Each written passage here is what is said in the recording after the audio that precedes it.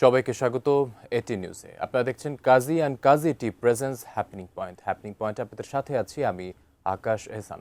দর্শক, ঠিক এই সময় আমরা হাজির হয়েছে হ্যাপেনিং পয়েন্টে একজন নতুন অতিথি নিয়ে এবং থাকে নতুন একটি বিষয়। আমাদের আজকের বিষয় স্বাস্থ্য খাতের বাস্তবতা, সেবার মান উন্নত নাকি ব্যবস্থাপনার সংকট। এবং আমাদের সাথে আজকে যুক্ত আছেন মোহাম্মদ লোকমান হোসেন, ব্যবস্থাপনা পরিচালক, আলোক হেলথ কেয়ার অ্যান্ড হাসপাতাল। আপনাকে স্বাগত জানাচ্ছি। দর্শক, যেটি বলছিলাম, আমাদের আজকের বিষয়টি খুবই গুরুত্বপূর্ণ, স্বাস্থ্য খাতের বাস্তবতা। স্বাস্থ্য একটি মানুষের মৌলিক চাহিদার বিষয়, চিকিৎসা সেবা পাওয়াটা মৌলিক চাহিদার বিষয়। সেক্ষেত্রে মানুষ আসলে সরকারি হাসপাতালগুলোতে ছুটে বেড়ান, নিম্নআয়ের মানুষ থেকে অনেকেই, এবং সেখানে স্বাস্থ্য ব্যবস্থা কেমন এবং সেখানে জেলা উপজেলায় পর্যায়ে হাসপাতালে চিকিৎসা কেমন চলছে এবং বেসরকারি খাত সেই ক্ষেত্র থেকে কিভাবে মানুষের পাশে দাঁড়াচ্ছে, সেই সার্বিক বিষয়গুলো নিয়ে আমরা আলোচনা করবো আজকের এই হ্যাপেনিং পয়েন্টে। আমি চলে যাচ্ছি মোহাম্মদ লোকমান হোসেনের কাছে। আপনার কাছে জানতে চাচ্ছি, বর্তমানে যে আপনি স্বাস্থ্য খাতের সাথে যুক্ত আছেন, আপনি আলোক হেলথ কেয়ার অ্যান্ড হাসপাতালের ব্যবস্থাপনা পরিচালক, দীর্ঘদিন ধরে আছেন। বর্তমানে যদি আপনাকে প্রশ্ন করি, এই যে স্বাস্থ্য খাত বাংলাদেশের, কিভাবে দেখছেন, কোন পর্যায়ে আছে? ধন্যবাদ আপনাকে। এটা গুরুত্বপূর্ণ আলোচনা করছি আমরা। আসলে স্বাস্থ্য খাত নিয়ে তো অনেক সমালোচনা আছে, পাওয়া না পাওয়া, দেওয়া না দেওয়ার বেদনাগুলো আছে। এই কমতিটা কিন্তু আমাদের আছে। মূলে কি?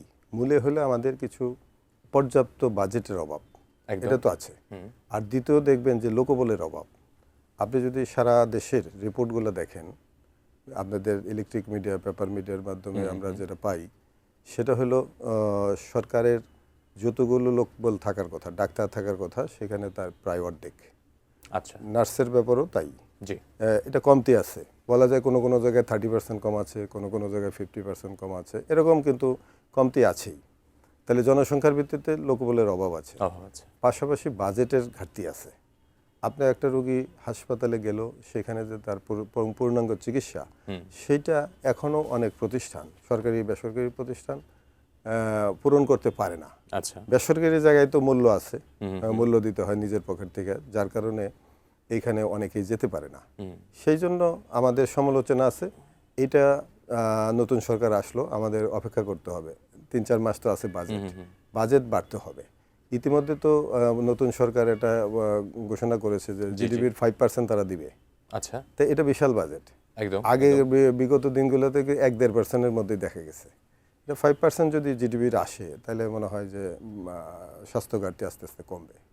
এই ক্ষেত্রে একটি বিষয় পরিলক্ষিত হয়, যদিও নতুন সরকার, আমরা আসলে সবাই চাই তাদের সময় দিতে, আপনিও বলছেন সেই বিষয়টি, কিন্তু সরকারি দাবি অনুযায়ী আসলে তারা বলে থাকে উন্নয়ন করে বা করছে, সেই ক্ষেত্রে আসলে সেই হারে হয়তো বা সেবার মান দেখা যায় না বা অনেক প্রশ্ন আসে। সেক্ষেত্রে আসলে কোন বিষয়টার দিকে আসলে মনোযোগ দেওয়া মনে করেন যে দিলে নতুন সরকারের জন্য আপনার কাছ থেকে কি পরামর্শ থাকবে যে খুব তাড়াতাড়ি তারা যেন আর কি ভালো একটি জায়গায় যেতে পারে? আমি বেসরকারি পর্যায়ে একজন স্বাস্থ্যকর্মী, আমি একটা হাসপাতাল চালাই। আমার অভিজ্ঞতা থেকে আমি বলতে চাই, প্রথম হলো বাজেট, এবং দ্বিতীয়টা কিন্তু নেতৃত্ব। আপনি একটা আছে সরকারের নেতৃত্ব, মানে আমলাদের নেতৃত্ব হবে, আরেকটা হলো সরকারের নেতৃত্ব হবে। সরকারের নেতৃত্ব তো টার্গেট নির্ণয় করতে হবে যে আমার জনগণকে কতটুকু দিতে চাই, সে অনুযায়ী বাজেট লাগবে এবং দক্ষ লোক লাগবে, দক্ষ সৎ বিচক্ষণ লোক লাগবে। সেই লোকগুলার বিভিন্ন সময়ে অভাব পরিলক্ষিত হয়েছে বিগত দিনে। সেক্ষেত্রে সরকারি খাত এবং বেসরকারি খাত সেবার মান আসলে কি আমাদের দেশে উন্নত হয়েছে? কারণ অনেকে বিদেশে ছুটে যাচ্ছে, কিন্তু আবার অনেক ডাক্তার বলছে আমাদের দেশেই খুব ভালো চিকিৎসা হচ্ছে। আসলে আপনি কি বলবেন যে আসলে আমাদের সেবার খাত কতটা উন্নত হয়েছে? আমি মনে করি বেসরকারি খাতে অনেক উন্নয়ন হয়েছে, সরকারি খাতে উন্নয়ন হয়েছে। কিন্তু সরকারি খাতে সমালোচনা কেন? এখানে তো ফ্রি পায়, মানুষ অপেক্ষা করে না। আরেকটা হলো অপেক্ষা করে না, দীর্ঘ লাইনে থাকে, যেহেতু ভিড় আছে ওখানে, যার কারণে সরকার মানুষকে আস্থায় নিতে পারছে না। আর বেসরকারি পর্যায়ে আমরা বাজেটের কারণে নিতে পারছি না। ধরেন আমরা বেশি মানে উচ্চমানের সেবাগুলা, এগুলো তো টাকা পয়সার ব্যাপার আছে, বাজেটের ব্যাপার, মানে আমাদের মানে একটা রুগীর টাকা পয়সা দিতে হবে। ধরেন একজন আমাদের প্রফেসর লেভেলের ডাক্তার দেখাতে হলে 1200-1500 টাকা লাগে। তারপরে টেস্ট করতে টাকা লাগে, অপারেশন করতে টাকা, হসপিটালের খরচ, এগুলো তো বেসরকারি পর্যায়ে আপনি বলতে পারেন যে এটা যতটুকু, তাহলে আমরা বেশি নিচ্ছি, বিদেশের সাথে তো কম্পেয়ার করলে আমরা বেশি নিচ্ছি না। আচ্ছা, কিন্তু জনগণের চাহিদা, সরকারিতে যেহেতু ফ্রি পাচ্ছে, আমাদের এখানে ফুল টাকা দিতে হচ্ছে, যার কারণে এটা মানে বেদনার কথা তো আছেই। পকেট থেকে যখন একটা অপারেশনে লাখ টাকা বের করে দিতে হয়, তখন তো তাদের কমতি থাকবেই, তো অসন্তোষ থাকবেই। সেই জায়গায় এটা কাউন্সিলিংয়ের অভাব আছে। আচ্ছা, আচ্ছা। কাউন্সিলিং করে যদি আমাদের দেশের আমরা যতটুকু প্রভূত উন্নতি করছি, কিন্তু আপনি যদি দেখেন বেসরকারি পর্যায়ে যে খুব বেশি দুর্নাম কিন্তু নাই। যে রিপোর্ট ভুল হয়েছে, অপারেশন ভুল হয়েছে, বা ডাক্তারের ব্যবহার খারাপ করছে, বা সার্ভিস খারাপ হয়েছে, এর কিন্তু সংখ্যা কমে গেছে, কমে যাচ্ছে, আছে এখনো কমে যাচ্ছে। অর্থাৎ আর সরকারি পর্যায়ে ভিড়, ওখানেও যে কাজ হচ্ছে না তা না, কিন্তু এখানে আমি কাজ অবশ্য প্রথমেই হচ্ছে, বলবো চাপ বেশি। যে আমাদের লোকবল বাড়াইতে হবে, বাজেট বাড়াতে হবে, এবং নেতৃত্বকে কঠিন করতে হবে, কোয়ালিটি সার্ভিস দিতে হবে। এখন কিন্তু বাংলাদেশে কোয়ালিটি সার্ভিস, এখন ধরেন আমার বাংলাদেশের 2-4 কোটিটা মানুষ বিদেশের সাথে সংযুক্ত, বিদেশে আসা যাওয়া করতেছে, আমার অনলাইন আছে, বিভিন্ন ফেসবুক ইউটিউবের মাধ্যমে বিদেশের সার্ভিসগুলো দিচ্ছে। যখন আমাদের সাথে কম্পেয়ার করে, তখন কিন্তু আমরা পিছিয়ে পড়ি। সেই জায়গায় আমাদেরকেও কিছু অনেক কারেকশন আসতে হবে ব্যবহারে, তারপরে ট্রেনিংয়ে বা ব্যবস্থাপনায় অনেক পরিবর্তন আসতে হবে। আপনি বলছিলেন একটি গুরুত্বপূর্ণ বিষয় আসলে দক্ষ জনবল এবং নেতৃত্বের জায়গায় খুব গুরুত্ব দিতে হবে। সেক্ষেত্রে আসলে জেলা পর্যায়ে বা উপজেলা পর্যায়ে আমরা দেখে থাকি সবসময় দক্ষ জনশক্তি বা জনশক্তিরই একটি বড় অভাব দেখা যায়। আসলে এটা কি মানব সৃষ্ট, নাকি আসলে প্রপার মানুষ আসলে দেওয়া যাচ্ছে না? আসলে কোন জায়গাটার কারণে এই সমস্যাটা হয়ে থাকে আর কি? এখানে আমাকে যদি বলতে বলেন, আমি ছোট করে বলতে পারি যে যে যেখানকার উপযুক্ত তাকে সেই জায়গায় পোস্টিং দিতে হবে। আর কিন্তু আরেকটি বিষয় আছে কি, অনেকে যেতে চায় না জেলা উপজেলা পর্যায়ে, সবাই ঢাকা কেন্দ্রে থাকতে চায়। চাকরি করলে যেতে হবে। আচ্ছা, চাকরি করলে যেতে হবে। আপনি তো চাকরি করলে না যে পারবেন না, আর না হলে সে চাকরি ছেড়ে দেখ, আরেকজন আসবে। Good point. এটা এই তথ্য আমরা যাই না কেন? আমরা কেন তা একটা অনৈতিক আমরা সুপারিশ করব একদম। যে সে থেকে যাক? নো। আরেকটা জিনিস আছে যে সে যেতে চাচ্ছে না কেন, তার কি কি অভাব এখানে আছে, কি কি ভয় আছে। যেমন নিরাপত্তার কথা ডাক্তাররা অনেক সময় বলে, এটা কিন্তু আমরা ঘাটতিও দেখি, একদম নিরাপত্তার ঘাটতি। তাহলে সমাজ যেহেতু একটা নিরাপত্তার ঘাটতি আছে, এটাকে সুশৃঙ্খল অবস্থায় নিয়ে আসতে হবে। তার বাসস্থান, তার অফিসের পরিবেশ, তার কাজের পরিবেশ। সাপোজ টু মনে করেন একজন বিশেষজ্ঞ ডাক্তারকে আপনি পোস্টিং করলেন উপজেলাতে, তার যদি কাজের পরিবেশ না থাকে, সে কিন্তু শুধু রুগী দেখলে হবে না, তার কিছু টেস্টের ব্যবস্থা লাগবে। যেমন একজন কার্ডিওলজিস্ট, তাকে একটা ইকোকার্ডিওগ্রাফি মেশিন দিতে হবে, তাকে একটা ইটিটি মেশিন দিতে হবে, তাকে মেডিকেল গ্রেডের একটা ইসিজি মেশিন দিতে হবে, আর অন্যান্য টেস্ট তো আছেই। সে যদি এই রিপোর্টগুলো না পায়, সে কিন্তু চিকিৎসা দিতে পারবে না। এখানে অল্প কথা দক্ষ মানব সম্পদের পাশাপাশি তাকেও সেই মানে বাস্তু সংস্থানটা, ইকোসিস্টেমটা রেডি করে দিতে হবে, সেটাতে মানুষকে সেই সেবাটা দিতে পারে। এটা একটা গুরুত্বপূর্ণ। আমাদের ডাক্তারদের অভিজ্ঞতা খুব বেশি কম না, কিন্তু তাদের পোস্টিংগুলো দেখে দেখে করতে হবে যে কে কোথায় এফোর্ট ভালো দিতে পারবে। আচ্ছা, সেই জায়গায় যদি একটু পরিবর্তন আনা হয়, আবার আমরা যদি ডাক্তারকে দিলাম, একজন বিশেষজ্ঞ ডাক্তার উপজেলায় দিলাম, তার জন্য সহযোগী যে সাপোর্টগুলা, সেই সাপোর্টগুলো দিতে হবে, তার নিরাপত্তা দিতে হবে, তার বাসস্থান দিতে হবে, এবং তাকে চাকরি করতে বাধ্য করতে হবে, আমি মনে করি। এবং সে কর্মপরিবেশ তৈরি করলে আসলে অনেকেই হয়তো বা কাজ করতে আগ্রহী হবে। কেন যাবে না? এখন তো 2-3 ঘন্টায় বাংলাদেশের এখান থেকে চলে যাওয়া যায় বিভিন্ন ডিস্ট্রিক্টে। খুবই আপনার সাথে আরো গুরুত্বপূর্ণ আলোচনা করবে, একটি বিরতির সময় হলো, আসছে। দর্শক দেখছেন Kazi and Kazi presents happening point ফিশে, ফিরে আসছি একটু পর, সাথেই থাকুন।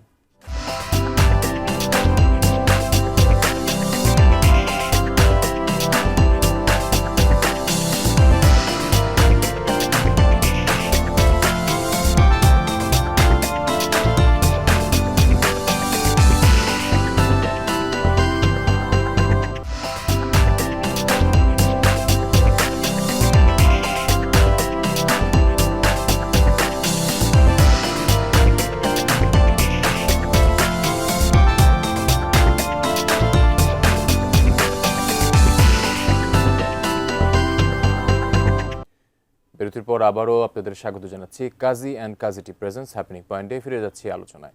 জি জনাব লোকমান হোসেন, আপনার সাথে আলোচনা করছিলাম। গুরুত্বপূর্ণ বিষয় একটি আনতে চাই। আসলে বাংলাদেশে যেমন ঋতু পরিবর্তন হয়, তেমন প্রতি বছরই একটি জিনিস পরিবর্তিত হয়ে আসে এবং সবাই আতঙ্কে থাকে, সেটা হচ্ছে ডেঙ্গু মশা। এতবার আসলে ফিরে আসছে, আমরা সবসময় দেখা যায় অপ্রস্তুত, সিট পাওয়া যাচ্ছে না, সেবার ঠিকভাবে পাচ্ছে না, অনেক মানুষের অকাল মৃত্যু হচ্ছে। আসলে এর প্রতিরোধে কি পদক্ষেপ নেওয়া যায়?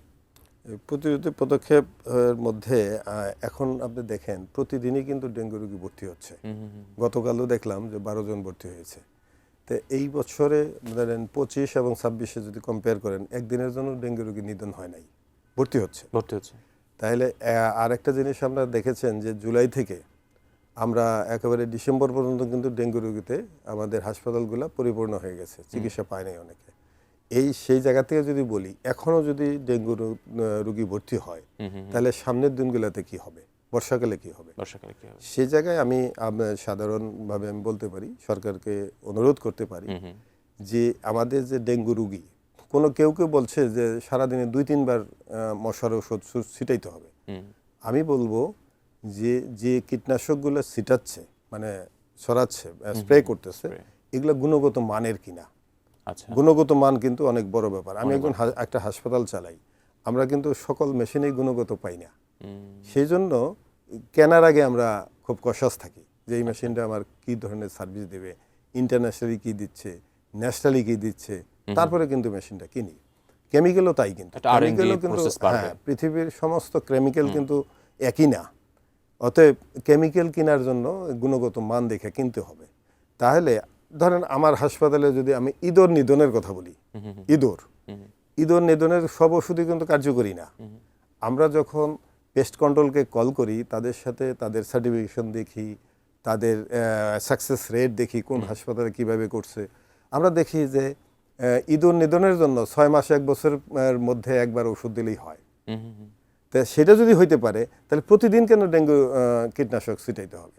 তাহলে আমি মনে করি যে কোয়ালিটির অভাব আছে কিনা সেটা যদি সরকার দেখে, আমার মনে হয় এই জায়গা থেকে ডেঙ্গু নিধনের হইতে পারে। আর জাতিগতভাবে আমরা কিন্তু একটুটা পরিষ্কার পরিচ্ছন্ন না। আপনি দেখবেন অনেক মানে দৈনন্দিন মার্কেটগুলো যেগুলো বসতেছে রাস্তার উপরে, রাস্তার পাশে, সেখানে নোংরা হয়ে বসে থাকে। বৃষ্টি হলে সেই কাগজপত্রগুলো, পলিথিনগুলো যে ড্রেনে পড়ে, সে জায়গায় জমে থাকে। এগুলা আমাদের শুধু সরকার পারবে তা আমি মনে করি না। বেসরকারি পর্যায় থেকে প্রত্যেকটা মানুষের একটা পরিষ্কার পরিচ্ছন্নতার ভাব হওয়া উচিত। তার সারাউন্ডিং, তার বাসাবাড়ি, আশেপাশে নর্দমা, এগুলো তো পরিষ্কার রাখা উচিত।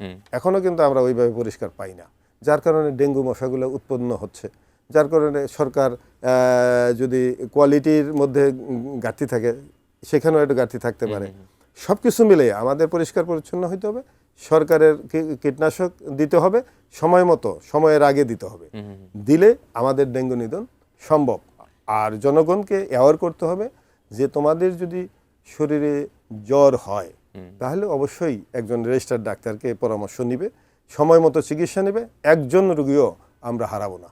একদম, এটা খুব গুরুত্বপূর্ণ বিষয় বলেছেন দুটি। একটি হচ্ছে যে আসলে সচেতনতার সাথে এগিয়ে যেতে হবে, এটা হচ্ছে যদি জ্বর হয় তাহলে অবশ্যই নিকটস্থ ডাক্তারের কাছে যেতে হবে। অনেক আমরা খামখেয়ালি করি, এবং সেক্ষেত্রে আসতে পারে আসলে সচেতনতার দায় আসলে শুধু রাষ্ট্রের না, আমাদের ব্যক্তি পর্যায় থেকে আসলে এই দায়টা আছে। সেক্ষেত্রে আপনি দীর্ঘদিন ধরে আছেন আলোক হেলথ কেয়ার অ্যান্ড হাসপাতাল, মানুষের জন্য কাজ করে যাচ্ছেন। আসলে সেই ক্ষেত্রে আমি একটু আলোক হেলথ কেয়ার হাসপাতাল সম্পর্কে জানতে চাচ্ছি, আপনাদের স্বাস্থ্যসেবা সম্পর্কে এবং আপনাদের এই যাত্রা সম্পর্কে। আমি আলোক হেলথ কেয়ার অ্যান্ড হাসপাতালে আমাদের ধরেন সরকারের পাশাপাশি তো আমরা কাজ করি। সরকার যদি পূর্ণাঙ্গ পারত, তাহলে কিন্তু বেসরকারি পর্যায়ে এটা সাকসেস হইতো না। একদম। তো আমরা সরকার পারে না দেখে তো আমরা তার পাশাপাশি কাজ করে আমরাও জীবিকা নির্বাহ করছি, মানুষকেও সার্ভিস দিচ্ছি। আলোক হেলথ কেয়ার ধনী গরিব 2 শ্রেণীর মানুষকেই সার্ভিস দেয়। আমি গত 3 বছরে গরিবদেরকে কিছু কার্ড দিচ্ছি, আচ্ছা, কন্ট্যাক্ট করছি। যেমন আপনি যদি ডাক্তারের ভিজিটের কথা বলেন, আমাদের 3-4 ধরনের ভিজিট আছে। আচ্ছা, আমাদের মেডিকেল অফিসারদের ভিজিট, মেডিকেল অফিসার এবং তার এক্সপিরিয়েন্স মেডিকেল অফিসারদের ভিজিট 3 থেকে 500 টাকা। আচ্ছা, সেটা গরিবের জন্য 50 থেকে 100 টাকা। আচ্ছা, তারা কার্ড নিলে। আবার যে সমস্ত কনসালটেন্ট, বিশেষজ্ঞ ডাক্তার বলি, বিশেষজ্ঞ ডাক্তার থেকে প্রফেসর পর্যন্ত 700 থেকে 1500 টাকা। 1500 টাকা যাদের, তাদেরকে না, আমরা যারা 700 থেকে 1200 এই শ্রেণীটা আছে, জুনিয়র কনসালটেন্ট থেকে কনসালটেন্ট, এদের এইটা হলো সাধারণ মানুষের জন্য 700, 800, 1000, 1200, গরিবের জন্য 200 থেকে 300। আর টেস্টের ব্যাপারে আপনার জন্য যদি 1000 টাকা হয় একটা টেস্ট, গরিবের জন্য 5 থেকে 600 টাকা। আর পরীক্ষা আপনার অপারেশন বা হাসপাতাল সার্ভিসে যদি আপনার জন্য অপারেশনের প্যাকেজ আমার ৮০,০০০ টাকা হয়, গরিবের জন্য ৩০ থেকে ৩৫,০০০ টাকা, 25 থেকে 30,০০০ টাকা। আচ্ছা আচ্ছা এটা প্রি কন্ট্যাক্ট করতে হবে, প্রি কার্ড গ্রহণ করতে হবে। এক্ষেত্রে আপনার কিভাবে সিলেক্ট করে থাকেন আসলে একে আমরা এই সার্ভিস? এটা আমরা রিক্সাওয়ালা, ভ্যানওয়ালা, কুলি, মজুর, বাজারের কুলিগুলো, কাজের বেটি, এগুলাকে আমরা আমাদের কর্মীরা গিয়ে তাদের আইডেন্টিফাই করে আমরা কার্ড দিই। এটা খুব এটার জন্য সচেতন একটা- থাকি যে ধনী মানুষ যেন এই কার্ডটা না নেয়। আচ্ছা আর আমরা তো গরিবের জন্য করব। সরকারের পাশাপাশি আমরা যে অর্থটা নিচ্ছি এটা কিন্তু সরকারের চেয়েও কম আমি মনে করি। কারণ সরকার তো একজন বিশেষজ্ঞ ডাক্তার বেতন দিচ্ছে, সে ফ্রি দেখতেছে। আমার এখানে তো ওই বিশেষজ্ঞ ডাক্তারের বেতন কিন্তু 2 লাখ টাকার উপরে, তাকে আমি 200-300 টাকায় দেখাচ্ছি। তো অর্থাৎ আমি মনে করি যে একেবারে সরকারি মূল্যে আমি দেখাচ্ছি। হাসপাতালের গরিব দুঃখী হতদরিদ্রের জন্য 3টা বেড ফ্রি আছে। আচ্ছা যারা বিভিন্ন সমাজ থেকে সার্টিফিকেট নিয়ে আসে, সুপারিশ নিয়ে আসে, তারা আমরা তদন্ত করি যে সে আসলেই হতদরিদ্র কিনা, তাদের জন্য 3টা বেড ফ্রি আছে। আমার 100 বেডের মধ্যে 3টা বেড ফ্রি আছে। আর যারা আমাদের অ্যালোকেটেড বেড আছে 10টা বেড ফ্রি আছে, যারা অপেক্ষাকৃত কম মূল্যে পায়। যেমন আমি বললাম যে 80,000 1 লাখ টাকার প্যাকেজে 25 থেকে 30,000 টাকায় অপারেশন করবে। আমাদের এখানে সব ধরনের ব্যবস্থা আছে। আচ্ছা আমি মনে করি সাকসেস হচ্ছি। আমাদের সারাউন্ডিং বৃহত্তর মিরপুরের মানুষ আমাকে সাপোর্ট করছে এবং তারা স্বাস্থ্যসেবা নিয়ে আমার প্রতি আস্থায় নিচ্ছে। আমি হ্যাপি খুব। এবং মানে তার মানে আপনি ভালো রেসপন্স পাচ্ছেন আপনার সার্ভিস? ভালো রেসপন্স পাচ্ছি। মানুষ তো আমাকে অভিবাদন জানাচ্ছে, ধন্যবাদ দিচ্ছে যে আমি এই ধরনের আয়োজন করছি। আর বৃহত্তর মিরপুরেও দেখবেন যে অনেক হাসপাতাল নাই, আলোক হাসপাতাল মানুষের আস্থায় যাচ্ছে। আচ্ছা, সেই ক্ষেত্রে আসলে আপনি যেহেতু বৃহত্তর মিরপুরের জনগণের কথা চিন্তা করে কাজ করছেন, সেক্ষেত্রে ভবিষ্যৎ পরিকল্পনা কি? ভবিষ্যৎ পরিকল্পনায় আমি কতটুকু করতে পারবো আমি জানি না। আমার তো নিজস্ব একটা টার্গেট আছে। আমি চাই মানুষের যেন বিদেশে যাইতে না হয়। এটা তো আমার একার পক্ষে সম্ভব না। আমার মতো হাজার হাজার মানুষ সরকারের পাশাপাশি আমরা কাজ করছি। এখন কিন্তু বিদেশমুখিতা কমে যাচ্ছে। আচ্ছা এখন 2টা কারণে যাচ্ছে। একটা হলো আমাদের কিছু অপ্রতুলতা আছেই, শর্টেজ আছে। আরেকটা হলো মজ্জাগত পরিবর্তন। যার টাকা আছে চিন্তা করে বাংলাদেশের মনে হয় চিকিৎসা পাবো না, ভালো না, সিঙ্গাপুর গেলেই ভালো হবে। এই ধরনের মানুষ যাচ্ছে এখন। সেক্ষেত্রে আপনার টার্গেট আছে যে মানুষ যাতে বিদেশে না যায়, সেক্ষেত্রে মানুষকে আরো আমরা এটা সচেতনতা লার্জ স্কেলে বৃদ্ধি করে করা। এটা ইন্টারন্যাশনাল মানের হসপিটাল করা আমার লক্ষ্য। আচ্ছা, সেক্ষেত্রে যেহেতু অনেক দিন যাবত আছেন আলোক হাসপাতালের ব্যবস্থাপনা পরিচালক হিসেবে, সেক্ষেত্রে আমি যদি আপনার কাছ থেকে জানতে চাই আসলে যে গ্রামাঞ্চলে মানসম্মত একটা চিকিৎসার অভাব, সেই আমার উপজেলায় আমি ভালো করতেছি। উপজেলায় উপজেলাতে আমার একটা হাসপাতাল আছে, হাসপাতাল এবং হেলথ কেয়ার আছে। আমি মনে করি আমার উত্তর টাঙ্গাইলে ঘাটাইলের আশেপাশের উপজেলার মানুষ আমার এখানে যথেষ্ট ভালো সার্ভিস পাচ্ছে। যেমন টেস্টের মান ঢাকার মানে, অপারেশনের মান অনেকটা ভালো। আমি মনে করি যে মানুষ স্বাস্থ্যসেবা পাচ্ছে, সকাল বিকালই বিশেষজ্ঞ ডাক্তার পাচ্ছে। আমি একজন সকালে গাইনি ডাক্তার, শিশু ডাক্তার অন পেমেন্টে রেখেছি, রিটায়ার্ড। সেক্ষেত্রে আপনার অভিজ্ঞতা থেকে আসলে কিভাবে আসলে কোন বিষয়টির দিকে গুরুত্ব দিলে আসলে উন্নয়ন করা যায়? সরকারি প্রণোদনা বাড়াতে হবে নাকি আরো কোনো অবকাঠামোগত উন্নয়নের দিকে নজর দেওয়া আসলে প্রয়োজন? আমাদের মাননীয় প্রধানমন্ত্রী, নতুন প্রধানমন্ত্রী জনাব তারেক রহমান কিন্তু বলেছেন যে প্রাইভেটকে সম্পৃক্ত করে এটা স্বাস্থ্যসেবা নিশ্চিত করবে। ওনার ভিউটা কি আসে সেটার উপরে হয়তো আমরা সাড়া দেব। আর আমি মনে করি যে সরকারি বেসরকারি পর্যায় থেকে ঐক্যবদ্ধভাবে যদি আমরা কাজ করি, 5 থেকে 10 বছরের মধ্যে আমরা উন্নত বিশ্বের কাতারে যেতে পারবো। এটা হলো আমার বিশ্বাস। দারুণ বলেছেন। এই অল্প সময়ের মধ্যে তো আপনাকে বিস্তারিত বলতে পারবো না। তো আমি মনে করি আমার ওয়েল ফোর্স হলো যে সরকার যদি এমফেসিস দেয়, পরিবেশ দেয়, তাহলে আমরা আমাদেরকে ঐক্যবদ্ধ করলে সরকারের সাথে আমরা কাজ করে উন্নত বিশ্বের কাতারে নিতে পারবো। একটি সিস্টেম আপনারা রেডি করলেন, সেই সিস্টেমটা আসলে খুবই দারুণ ধরেন, কিন্তু কাজ করার জন্য আমরা অনেক সময় দেখি গাফিলতি। সেক্ষেত্রে জবাবদিহিতা আসলে তৈরি করার ক্ষেত্রেও কি আপনি মনে করেন না গুরুত্ব দেওয়া প্রয়োজন? আমরা বাঙালি, আমি পৃথিবীর অনেক দেশে গেছি, 17টা দেশে আমি চিকিৎসা বিজ্ঞান দেখতে গেছি, হসপিটাল বা বিভিন্ন সেমিনার সিম্পোজিয়ামে গিয়েছি। তাতে আমার কাছে মনে হয়েছে আমরা ব্যবহারের দিকে তলানিতে। এই জন্যে এটা অনীহা থাকে, মানুষকে দেওয়ার ব্যাপারে আমাদের খুব কৃপণতা আছে। আচ্ছা, সে জায়গাতে আমাদের দুর্বলতা আছেই। সেক্ষেত্রে কাজ করা আমাদের জন্য এইগুলা সরকারের কাজ। এটা কাউন্সিলিং প্রোগ্রামগুলো করতে করতে করতে করতে এবং কিছু আইন কানুনের অ্যামেন্ডমেন্ট আনতে হবে যে ব্যাড বিহেভ করতে পারবে না, এত টাইমের মধ্যে এই কয়টা রুগী দেখতে হবে। অনেকগুলো পরিবর্তন যদি আসে তাহলে আপনি দেখবেন যে বাংলাদেশের চিকিৎসা বিজ্ঞান অনেক উন্নত হবে। একটা সিস্টেমেটিক পরিবর্তন এবং সেই সিস্টেমের অনুসারে চলা এবং প্রপার জবাবদিহিতা মেনটেন করা। আসলে আরো অনেক বিষয় জানার ছিল আপনার কাছ থেকে, সময় স্বল্পতার কারণে আজকে বিদায় নিতে হচ্ছে। ধন্যবাদ আপনাকে আমাদের সাথে যুক্ত হওয়ার ইনশাআল্লাহ জন্য। আপনাকে ধন্যবাদ, এটি নিউজকে ধন্যবাদ, কর্তৃপক্ষকে।